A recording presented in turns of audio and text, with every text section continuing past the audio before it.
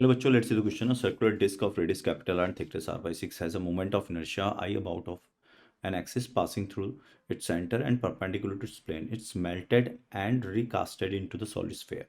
The moment of inertia of the sphere about its diameter. तो बच्चों मान लो ये अपने पास पहले डिस्क थी जिसकी थिकनेस कितनी थी r बाई सिक्स, टी थी इसकी r बाई सिक्स और इसका रेडियस कितना था r. मान लो इसका मास कितना है m. ठीक है, तो m इज इक्वल टू क्या होगी इसकी डेंसिटी इंटू वॉल्यूम. वॉल्यूम कितना होगा pi are square into are by six, cross section area into thickness. तो जो m आया यहाँ से वो आ गया हमारा rho into pi r cube by six. अब हमने क्या किया, इसको स्फेयर में कन्वर्ट कर लिया. तो ये तो क्या थी आपके पास डिस्क थी, दैट वाज योर डिस्क.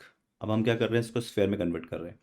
तो अगर स्फेयर में कन्वर्ट करेंगे तो मान लो इसका मास हो गया एम एस और रेडियस हो गया आर स्फेयर. तो मास पहले तो हम सबसे पहले बात करें आर स्फेयर क्या होगा, तो कंजर्वेशन ऑफ वॉल्यूम बात कर लेते हैं. कंजर्वेशन ऑफ वॉल्यूम, क्योंकि वॉल्यूम तो कंजर्व रहेगा. तो कितना वॉल्यूम था इसका, 4/3 पाई आर क्यूब स्फेयर. ये कितना हो जाएगा, that is equal to volume pi are square into are by six. तो यहाँ से सॉल्व करेंगे तो आर एस आ जाएगा आपका आर बाई टू. तो आर एस आ गया आपका आर बाई टू. तो मास ऑफ स्फेयर कितना हो जाएगा, इसकी डेंसिटी कितनी है, रो इज इक्वल टू कितना है 6m upon pi r cube. ये डेंसिटी है इसका into density of the volume of the sphere.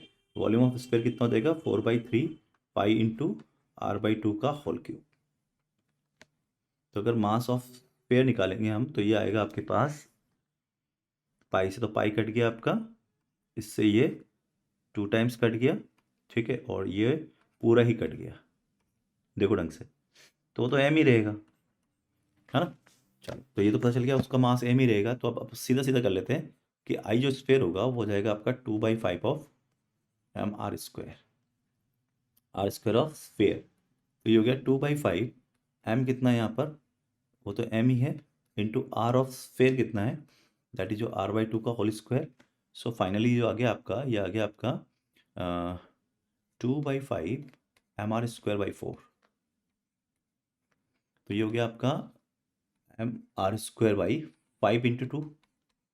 और जो आई दिया है हमें, है ना, आई, ये आई किसके बराबर है, M R square by two के बराबर है.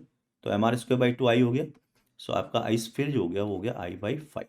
सो राइट आंसर हो जाएगा बच्चों सी. All the best.